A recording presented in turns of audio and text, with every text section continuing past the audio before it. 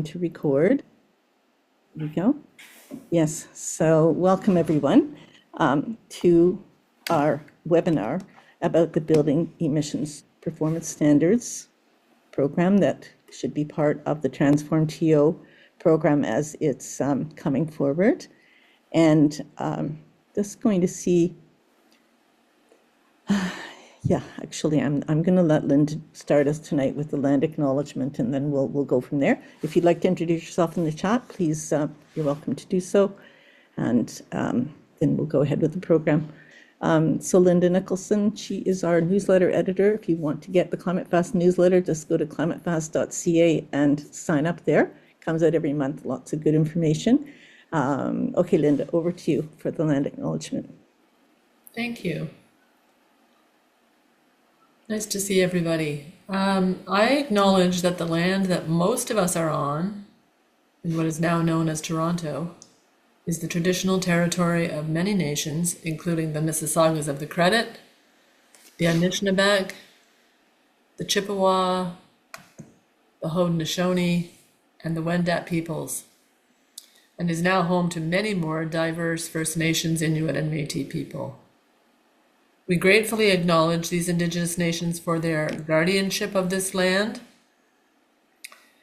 and remind and reaffirm as Torontonians and Canadians our accountability to all Indigenous people and communities living in Toronto. Thank you, Linda. So we'll just invite everyone to mute if you're not already muted, other than our speakers and guests. And we will have, I'll run through the program, and then after our presenters have finished, we will have a question and answer time. We're scheduled to go from 7 to 8:30. Our presentations will go till about 7:45. Then we'll have the questions and discussion and action, because this is all about action, ultimately. So I'm just going to see whether my slides will go, and if they don't go, then we'll just abandon that. But let me see if I can share them.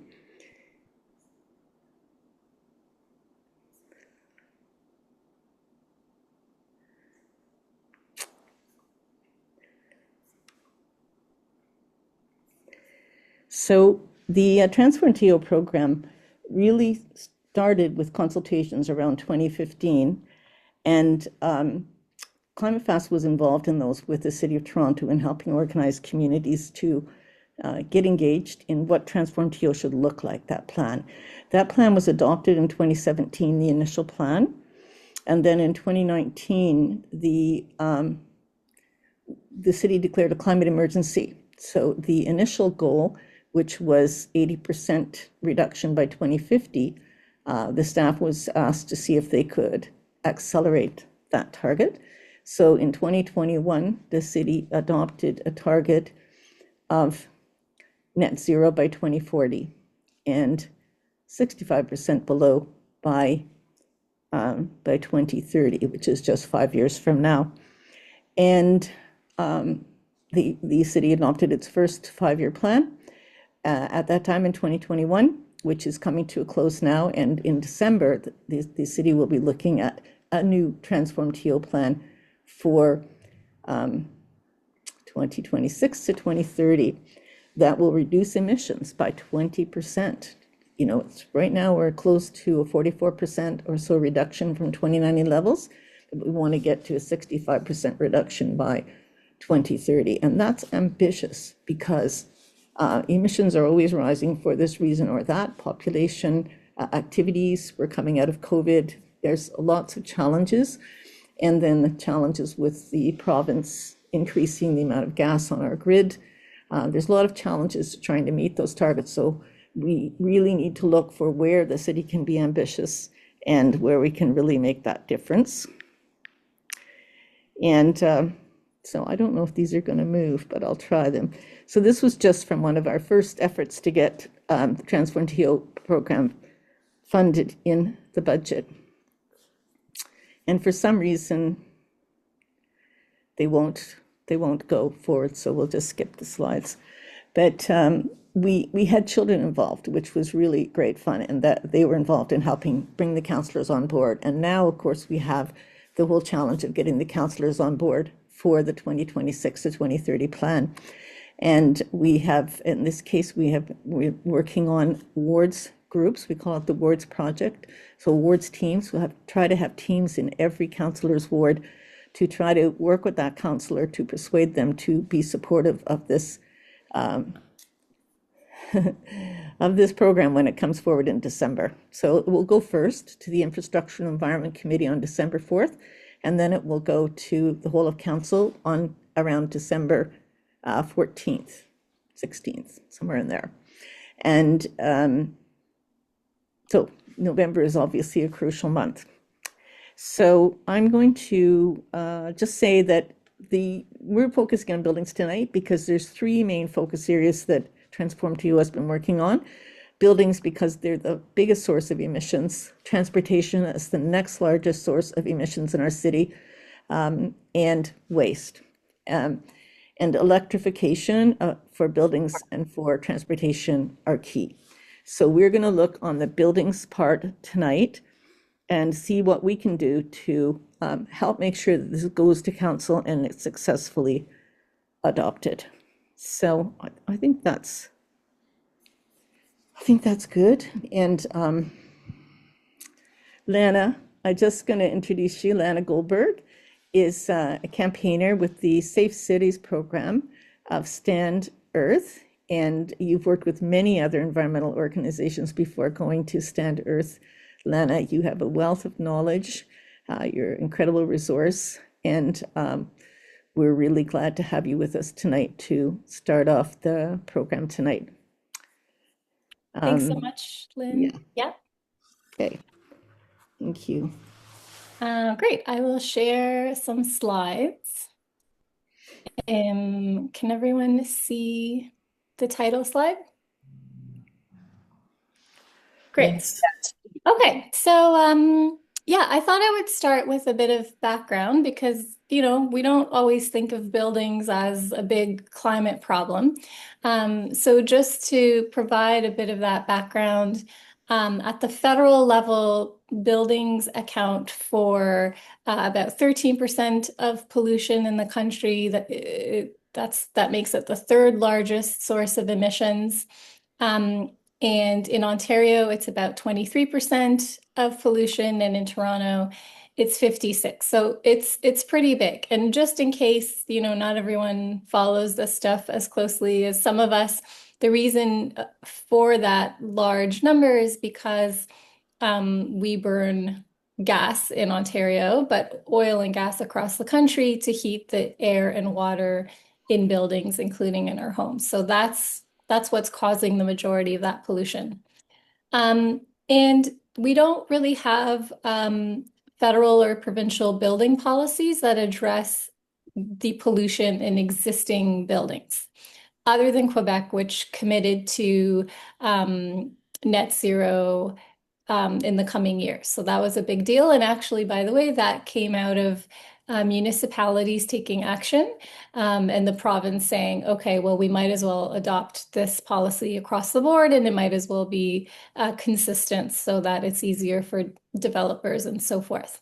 And at the municipal level, we are seeing some movement on this because municipalities have the authority to introduce local building policies, including in Ontario. And just as an intro, and I'll get into this more, but many municipalities have passed these building emissions performance standards in the US especially, and also Vancouver a couple years ago. So there are examples of this working already. And I just wanted to differentiate because, people are following the building policies, just to say that there's two streams, right? There's existing buildings, which is what we're talking about, and that's where the building emissions performance standard comes in. And also there are policies on new buildings, and that's Toronto's green standard. So in case there are questions later, we can get into green development standards as well. But today we're mostly talking about building emissions performance standards, and I'm going to start calling it BEPS, which is the short form phonetic version, just to shorten that.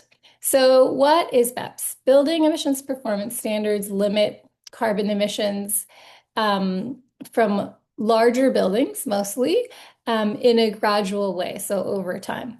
And usually what we've seen in these BEPS policies across North America is that there's a greenhouse gas intensity limit. So there's some kind of number or series of numbers along a timeline to limit the amount of pollution that a given building can emit, that all buildings can emit.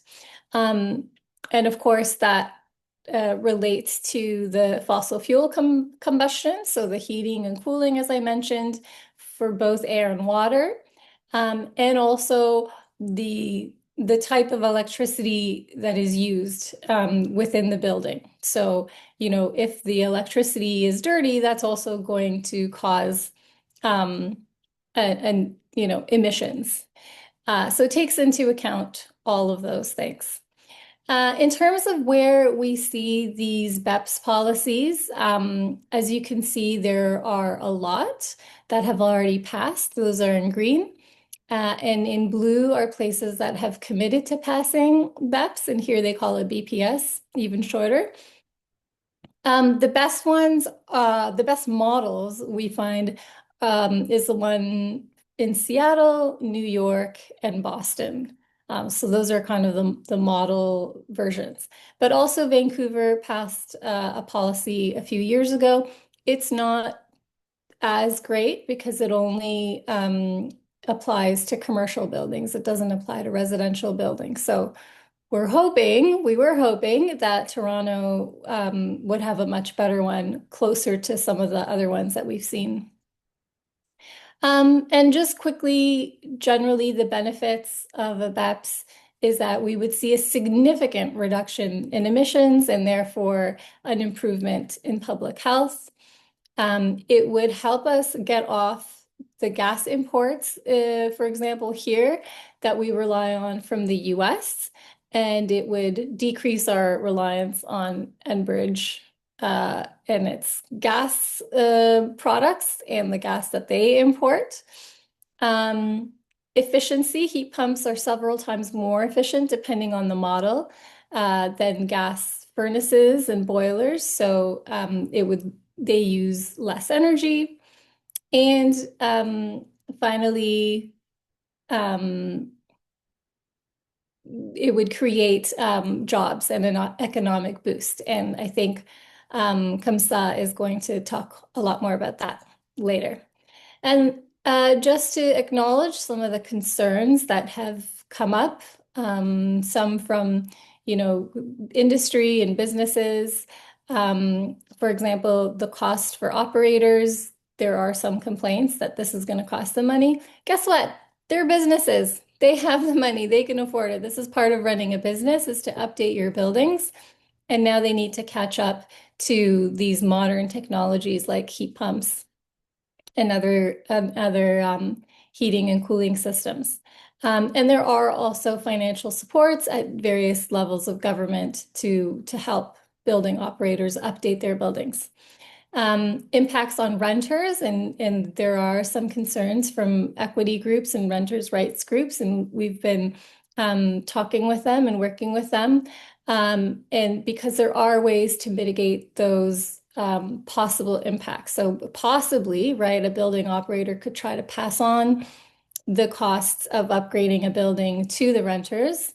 And they could possibly try to rent evict people, but there are policies that we can introduce in parallel and include in the program that would ensure that that doesn't happen. And we've seen a bunch of examples in the US, especially that have managed to do that successfully. So that's definitely part of the goal.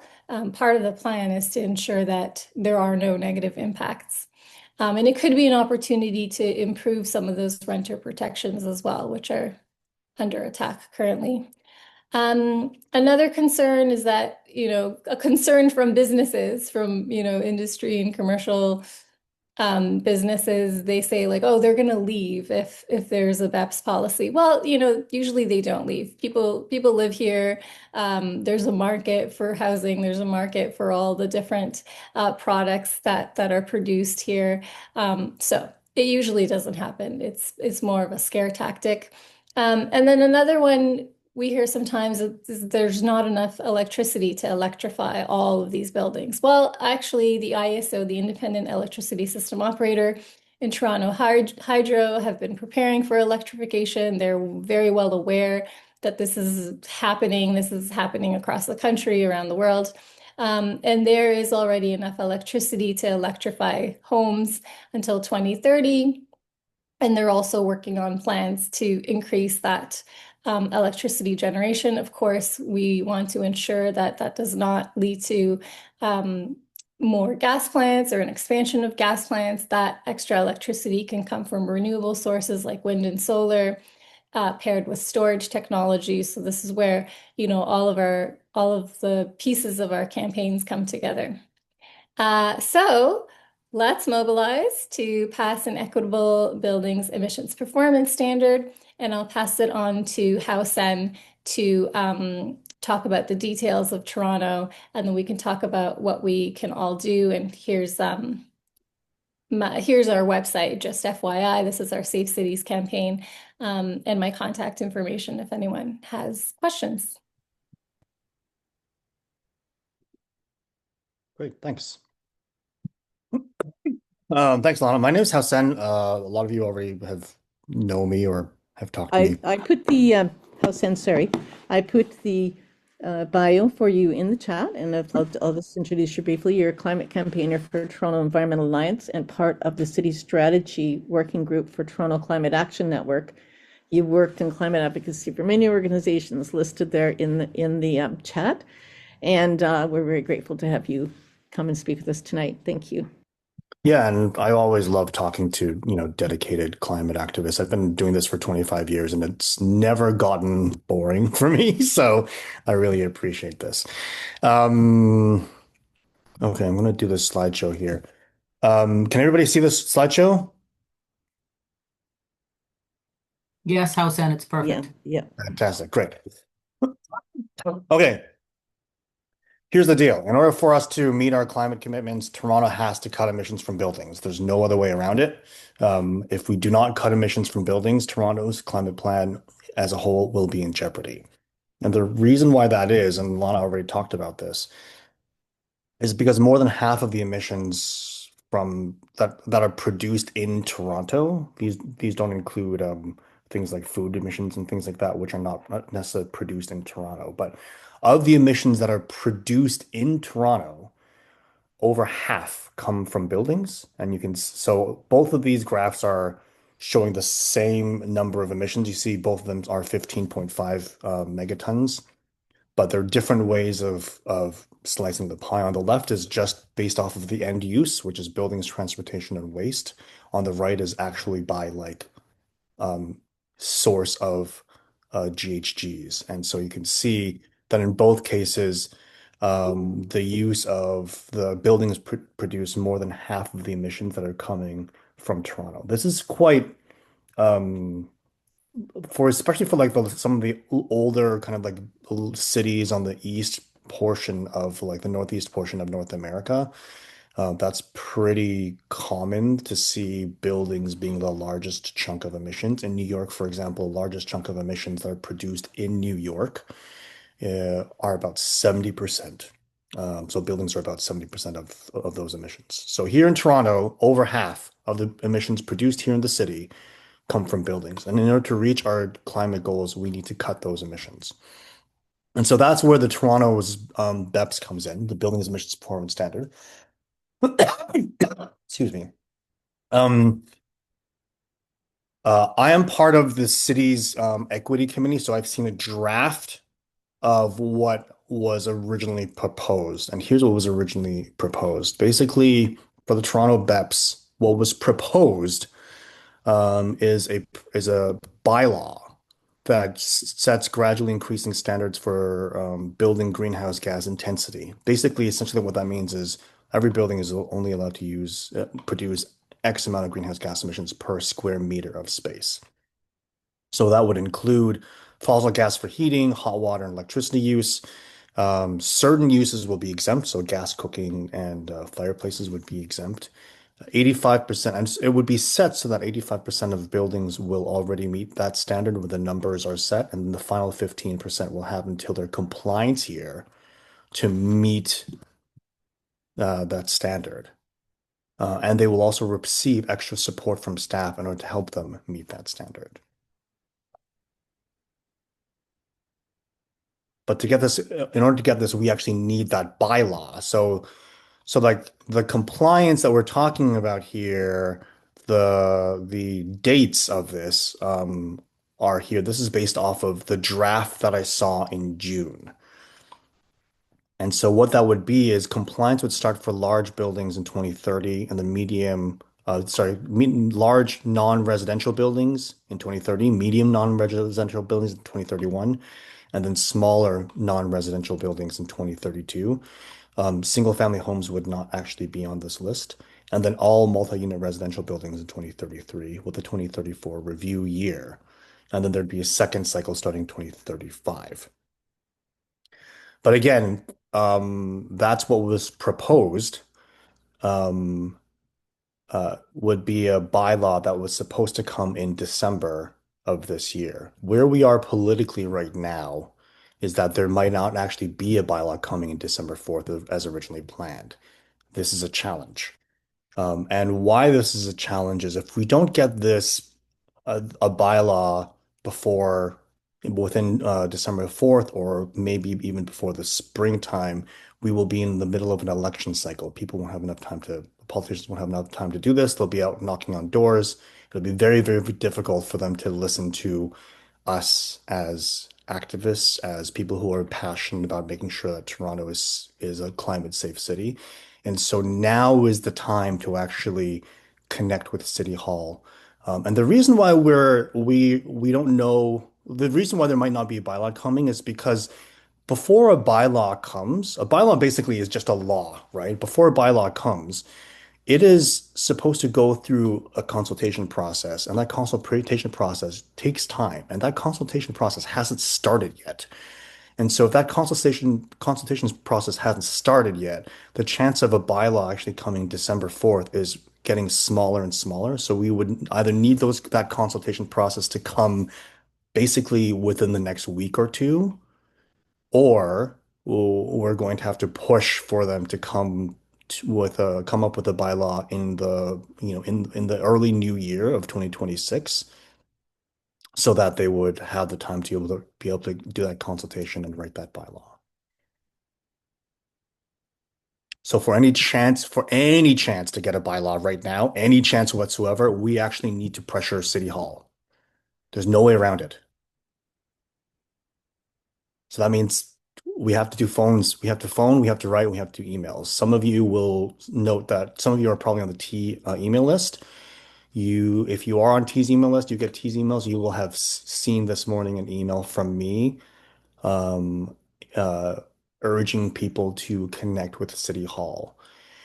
If we do not get this bylaw, the chance of us meeting our climate goals is extremely small. It gets smaller and smaller and smaller. It's not impossible, but it gets smaller and smaller and smaller because it would force us to do things that are more politically fraught, which I personally support, for example, like eliminating gas in buildings, and I think that's great. But there's a lot more politics involved in that process.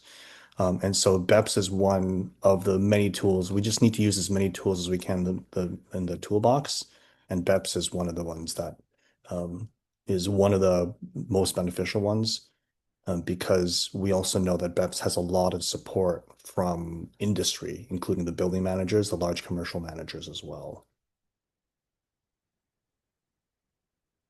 So we encourage people to send folks to this action. Either you go to this action if you are ahead of a list, if you have a list, if you have a list of friends that you know who are interested in climate issues, if you have old lists from when we were working on the Transform TO stuff back in 2015, you know, people and friends who have their kids and stuff, call them up and let them know to come here and to connect with City Hall and pressure folks to push their counselors and the mayor's office to bring this back to City Hall and to City Council in the wintertime.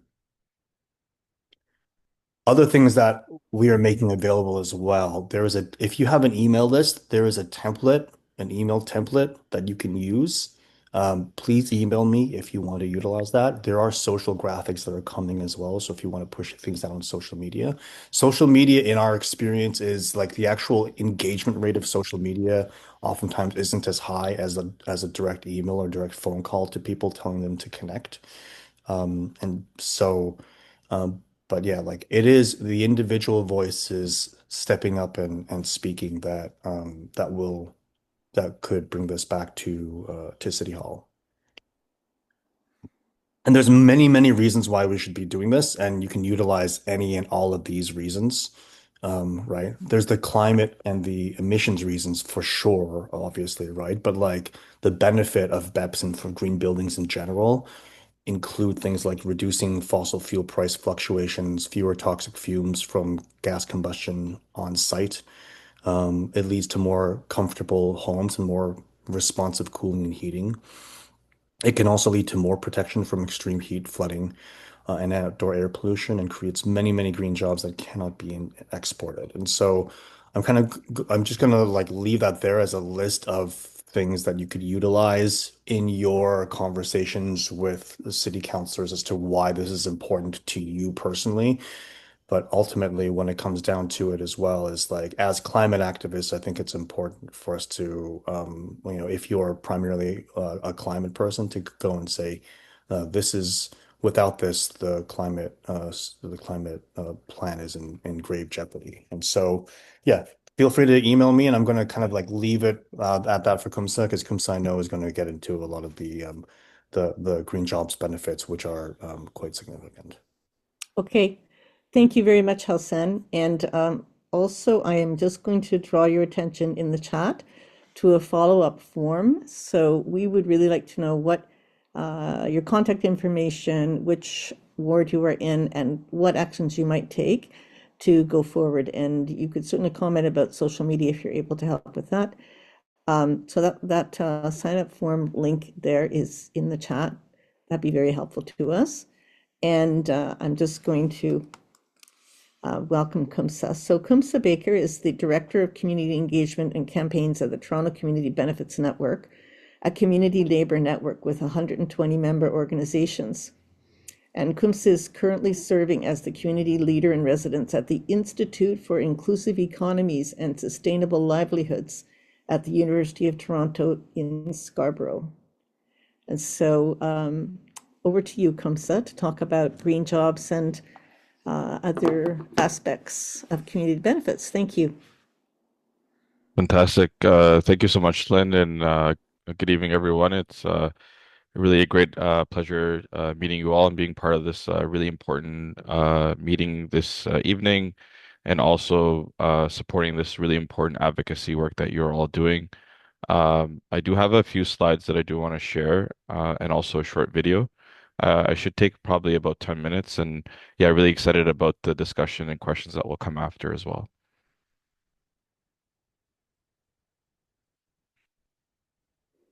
Okay, are you able to share? Yeah. Okay.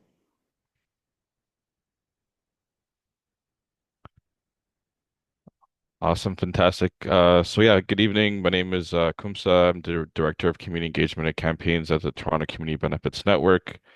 The TCBN, we've been working with many ally organizations and members of the TCBN over the past 10 years to advance green jobs in Toronto.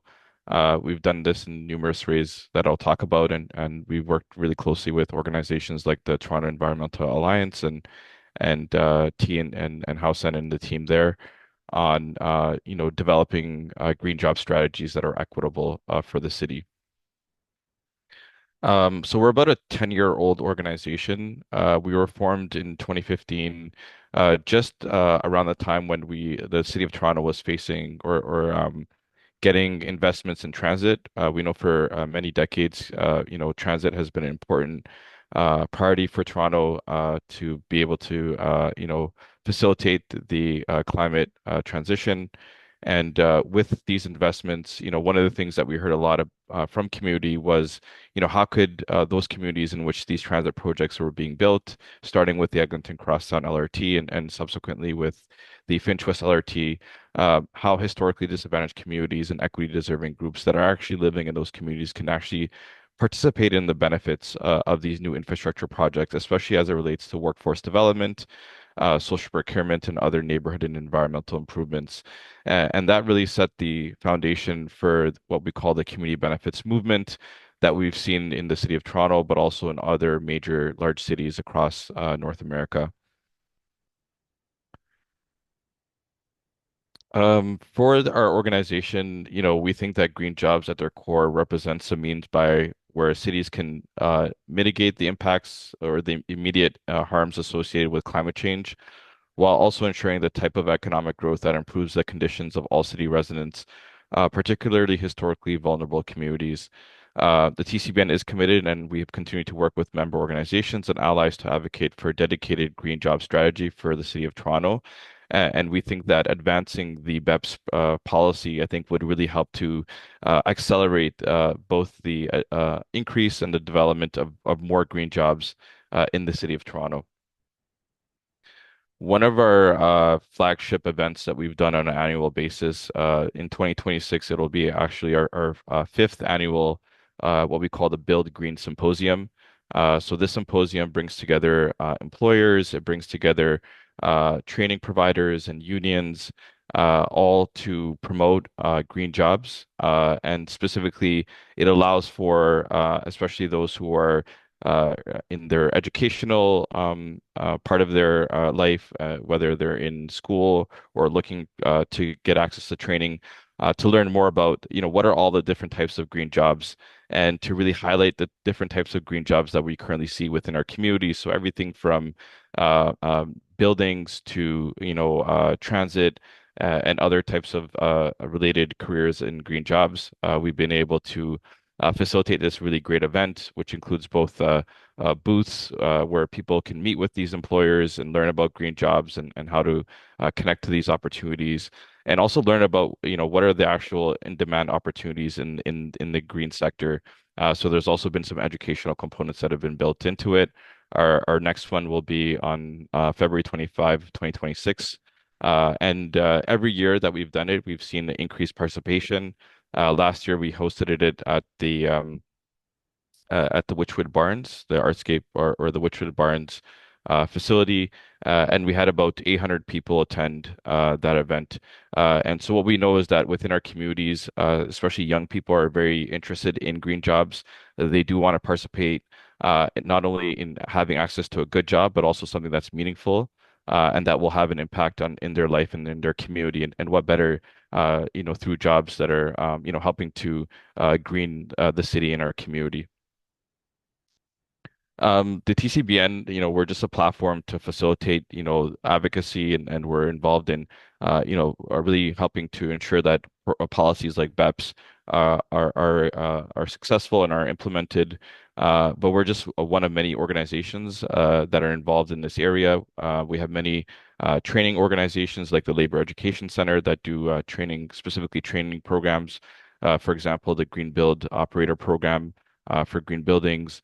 One of our members also building up, which is a social enterprise, which has a really great model of, retrofitting homes and creating career opportunities and training for individuals in the construction sector. The Mount Dennis BIA, which is a project that we're involved in, the Small Green Business Incubator Hub, and we've actually have some of the folks that we've been working with who are starting their new companies in the trades or small companies in the trades have joined this program to both develop their businesses but also scale up their businesses, to be part of the growing economy when it comes to green building.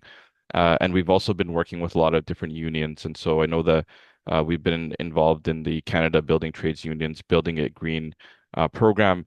And so even currently, when we look at our network and some of the partnerships that we've been involved in, we know there's so much work happening right now to really train that workforce to be prepared for this influx of green building and career opportunities that will be coming into this sector. However, without the policies like BEPS that are in place, we fear that, it may be a lost opportunity to really capitalize and build off of some really great programs that are being offered in our communities and really preparing the workforce, to help to decarbonize our buildings. I mentioned some of the different construction unions that we work with. We know that in order to decarbonize buildings, we're going to need a workforce, and we've been working with many different construction trade unions that are part of our membership. So we have 12 of the largest construction unions that are part of the Toronto Community Benefits Network, and we work very closely with them around recruitment, around mentorship, and around advocacy as well. To really make sure that we have a skilled workforce, that is ready and to take on, the important work, whether it's building new infrastructure or things like building retrofits that would be part of the building emissions performance standards policy at the municipal level. I did want to highlight, one of the leaders that we've been working very closely and has been someone who's actually started this new program called Her Path Forward. Stephanie McLean, who's with the one of our union members, the IBEW, which is the Electrical Workers Union. It's a really short video, but I thought that it'd be great to highlight some of the stories of those leaders that are in our communities that are actually supporting more women into the construction sector. So I'm going to play this short video.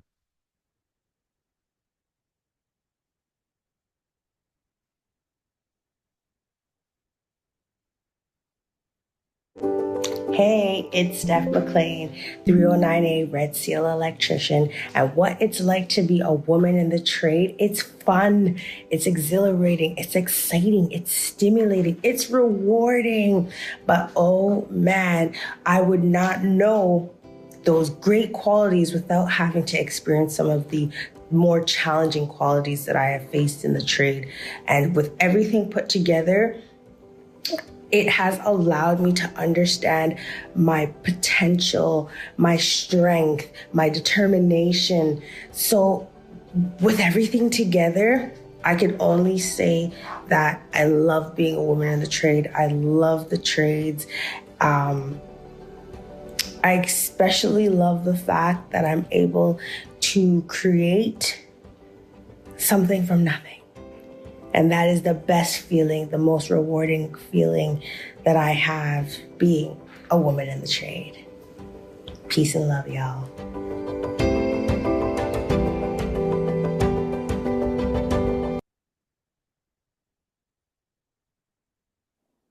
Awesome. So yeah, that's just one of the leaders that are involved in the Toronto Community Benefits Network and who's just doing some really phenomenal work, helping to recruit more women in the trades, but also supporting through mentorship.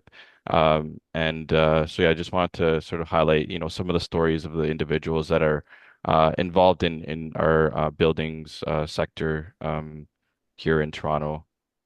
And so some of the recommendations that we have, especially as it relates to BEPS, we think this is a really great opportunity for workforce development. So developing educational pathways for youth and workers for skills training.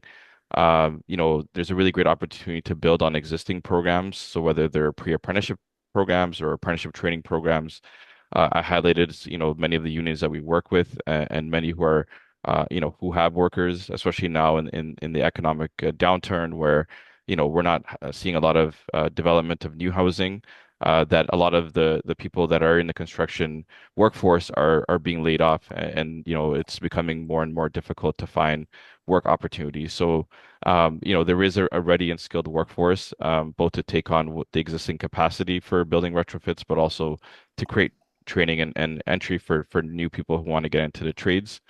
And so developing partnerships with labor unions, community bodies, or other organizations currently providing skill training, reskilling, and upskilling. So there wouldn't actually need to be a lot of investment in that just because there's already so much existing capacity.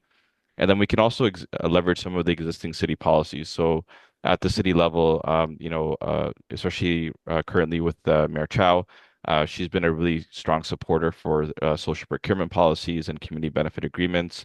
And so those can be easily applied to the BEPS policy. And so there is I would say, a workforce ecosystem and policy and programmatic levers that are already in place to make BEPS successful and also ensure that it delivers on good green jobs in our communities. And we know that this type of model works. Just even looking to New York City, who instituted a green economy action plan, and it's a flagship flagship policy that was developed in New York City. It's built around 63 commitments to decarbonize and develop jobs. The projected growth of the number of green jobs that are also associated with the decarbonization of buildings from 133,000 to about 400,000 jobs is estimated by 2040, and leading to an increase in GDP from 24 billion US to 87 billion US dollars. Some of the main levers include workforce development, business development, and also facilitating equity. And they also have a similar bylaw to BEPS where they are focused on um, looking at decarbonizing existing buildings and slashing emissions by 40% by 2030. And so we know that there's a really great model of both decarbonizing buildings, but also creating some really robust workforce development programs that, really benefit the communities in which these projects would be taking place. And we know that's something that's really critical right now because, we're facing a huge inequality challenge in the city of Toronto. We're facing really high youth employment in the city of Toronto as well. And so this could be a really important and critical stimulator for our economy to create those pathways into those good green jobs that, especially young people want to have and be part of. And so we see BEPS being a win-win for all, in creating good jobs close to home and shared prosperity for all. It also creates pathways to in-demand careers. We know that when we look overall in the construction sector, it is an aging workforce. And so it does allow us to make sure that we have the skilled workforce to continue to build both infrastructure, but also meet other needs, whether it's around housing or, decarbonizing buildings as well. And lastly, it also helps reduce our carbon emissions, leading to healthier communities in Toronto. And so, yeah, that's my presentation for today. I'm happy to be part of the discussion and take any questions as well. Over to you, Lynn. Thank you very much, Kumsa. So we can take questions, and you could pop them in the chat. Paul will be looking for questions in the chat, things you'd like to know more about. I will remind you that you've got the form that you might fill in if you are able to do some follow-up, in addition to the letter. If you can click and send that letter to councillors, that's a good start. There's been a question about which councillors are on record supporting this and which are not. And we don't really have that information because they haven't been presented with the bylaw yet. So, and those of you who have advocated at City Hall before understand that something that comes out 1 week and within a week, they're actually considering it and voting on it. There's a very little time to look at what's actually going before the committee, and to depute or to call your councillor or to have any kind of input is a very tight timeline. So the agenda for the Infrastructure Environment Committee, that is December 4th, the agenda will come out on the 27th of November. So that's just a few weeks. And we'll know then whether it's on the agenda or not. But at the moment, we're trying to get it on the agenda through this push for sending letters and contacting councillors. We have in Climate Fast something called the Words Project, wherein we are encouraging constituents to meet with their councillors, because we know that councillors are more influenced by people who actually live in their ward and have a vote, they're more likely to take an interest if several constituents are in touch with them about an issue. And the mayor always needs to hear from people. So, mayor_chow@toronto.ca. You can, at any time, we encourage you to write the mayor. I'll just put it in the chat. And tell her you're concerned about this and that you want to see us move forward with the area building emissions that is the most significant contributor to our climate emissions in Toronto. So let me see if Paul, do you see any questions so far other than that? Yes, I have some Okay. questions, but All right. one of the things that we had earlier was uh, was that was there a template letter that or template email that could be sent, and then Hao Yeah. Sen put a link in the chat to a very good letter, and then it seems to me that sending that to Mayor, customizing the email and sending that to Mayor Chow seems to me a very good thing, right? I think that So, letter is set up to go to the mayor, your counselor, hold on, I think your counselor, and then the chair of the Infrastructure and Environment Committee, which is Paula Fletcher.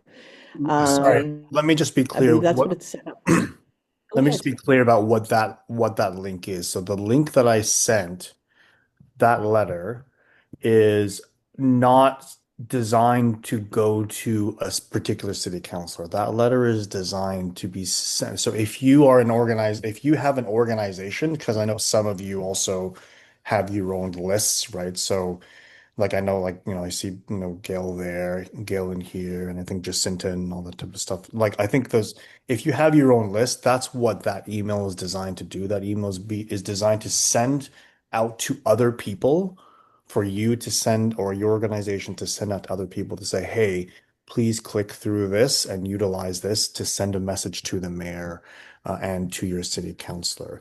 If you want to send an email directly to your city councilor, you can either do that directly, which is great, absolutely great, or give them a phone call, or you can also utilize the action link to the Safe Cities site that Lana already put in the chat, and I just put in the chat again. Oh yeah, Lana just put in the chat. Like, never mind. Okay, I'm gonna delete mine then. Um, yeah.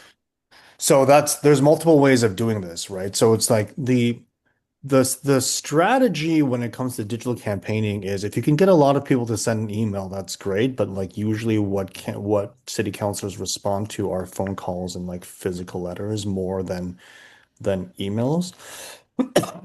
But at the municipal level, you actually don't need necessarily a huge number of, I mean, like we want to get as many as we can, but you don't need like 20,000, 40,000 emails in order to move something in the way that you might have to do for a national campaign.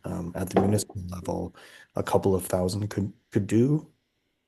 And as Lana's just saying as well, we're also setting up a click to call action to make phone calling easier. So basically, you or anyone else can go to that site, type in your postal code, and then the site will directly connect you to the phone number of your city councilor as well, right? So because I used to work at Stan, so sometimes I still say Stan. Because T sends an email out to our joint action with Stan this morning, we actually do have some numbers right now. Nathan actually just texted them to me, which is why I've been looking at my phone on on who has been getting those emails primarily based off of who's actually clicking through. So there's been about 400, 500 emails so far sent. Mayor Chow has gotten most of them. And then also Councillor Fletcher, who's the chair of the Infrastructure Environment Committee, has also gotten most of them. But I do think we're kind of weak in some areas, such as Lily Chang's in District 18, Shelley Carroll in 17, Ainsley in 24, and Myers in 23. So if you or anyone else you know is in those areas, let me know. And if you want to know more about kind of like if you are working at that local level, at that ward level and you want to know kind of more about your area, feel free to give me an ask in the chat and I can give you a kind of an assessment as to how well or how Mhm. difficult it would be to for our list to and for most lists to actually reach those counselors. Yep.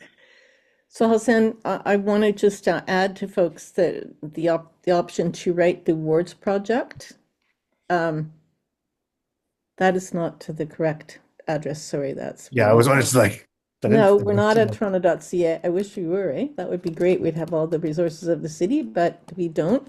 It's wardsproject@climatefast.ca. And you could get involved in your ward in particular, because as we say, if there's a few people in a ward and they set up a meeting with the counselor, they start to understand that people in their ward are watching what they do, are wanting them to take action, to have this concern, because we very often get the feeling that the mayor and councillors don't think that this is an issue on the public mind. So that every letter, every phone call, every automated letter, any of them that go forward, any meeting that's held, all of those things give them that impression. Now, people will also have the opportunity to depute on December 4th. And if you do fill in the form, perhaps we will send you the details. I think we will send you details about deputation training to help you get ready to write a letter or speak to the Infrastructure and Environment Committee on December 4th. And there will be another opportunity to depute on the budget when the budget comes, and that will be in January. So we've done some of you may have done that every year. We do a budget deputation training. We do deputations to try to keep the funding at a level that's needed for the Transform TO program. But this is a separate process of trying to get this Transform TO plan through, trying to get the BEPS bylaw through. Do we have any more questions there, Paul? Yeah, I You got a do. question? Yeah, this is to Hao Sen. You said that this is from Janet Young. So you said that the BEPS generally has support from the building industry, and why is that?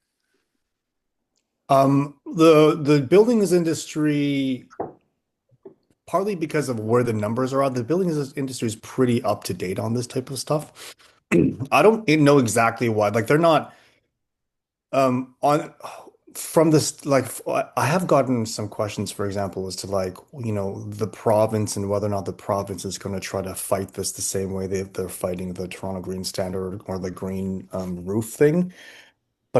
But because this is for existing buildings, it is a different chunk of it is a different portion of the buildings industry than the developer industry, right? And so it seems as if what's happening is developers are pushing harder to eliminate the green rules for building new buildings, but like they're not pushing too hard on this. And I think part of the reason why, and this is kind of going back to what Kumsa is saying, is because there's a lot of jobs in this space, right? There's a lot of opportunities to actually do really good work here and to provide employment for people. And so jobs means a lot of things for them. And the challenge will be on the equity side of things, particularly when it comes to the multi-unit residential buildings, because landlords will have a tendency of trying to utilize this as an opportunity to raise rents, which in my view is quite unethical. But at this point, it is unlikely that the residential piece will come. So what we should be doing as a community is just to push for the for a buildings emissions performance standard period.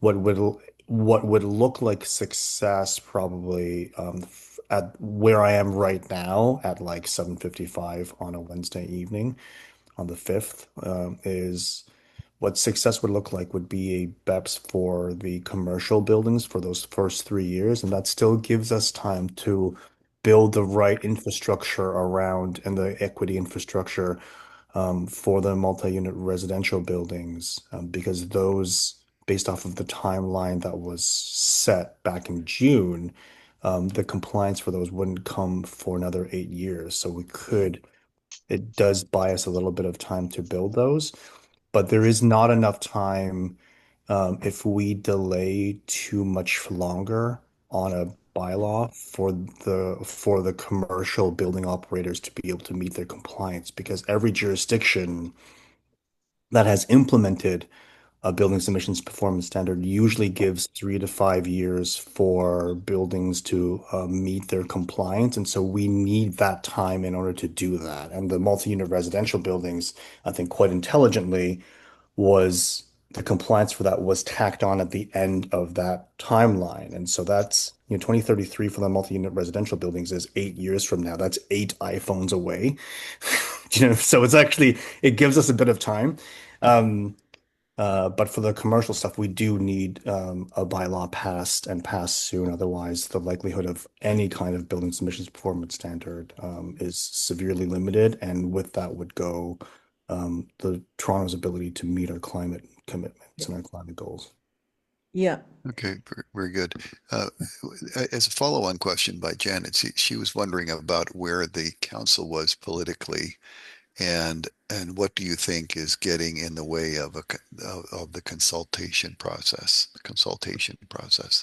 I don't like I don't know why it hasn't come about. It could be anywhere between we hate this to, oh, we're busy. We had to fund a contingency plan in case the Blue Jays won the World Series on how to do a parade, right? Like it could be any one of those or a combination of all of those. But ultimately, what it comes down to it is like we do need to get a bylaw passed. And so what needs to happen is we need to make sure that their attention is placed on this and that they know that we are watching and they know that we recognize and we know that like if we don't have this policy, Toronto's overall climate plan is in jeopardy. And the only way to do that is to contact them, to call them, to push them. That's the only way around it that I can see. Yeah. Just to clarify, there have been consultations, like the city has been working on this policy for 2 years, and there have been consultation processes. There's different stakeholder groups. They've talked to, industry, they've talked to equity seeking groups, et cetera, et cetera.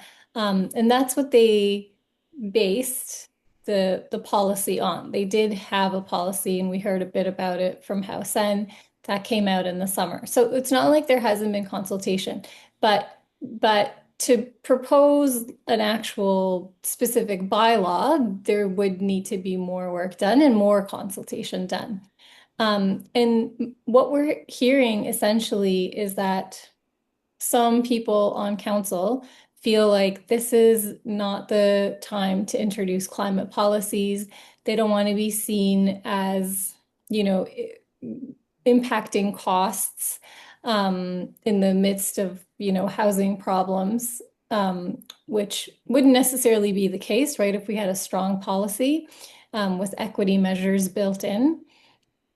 But the problem is that there's an election next year. And so they think that this would be unpopular. And that's why we need to demonstrate that this is a popular policy. People do want climate action, even though we have so many other problems. And this is a good time to do it because yes, it would create jobs. It would make our communities healthier. It would reduce energy use for all of those reasons. So I think that's the main concern, and that's something we can combat, right? By raising our voices. Yep. If I could just add to that as well, we've been in touch with the Labor Council for Toronto and York Region, and they were kind of consulted in the way that Lana's talking about, that sort of informal consultation. So we know there have been talking going on, but the formal consultation, with the public consultation, we haven't seen. I think we should turn off the recording now. I think that's enough of the recording, and let's just continue a little bit longer with questions, and we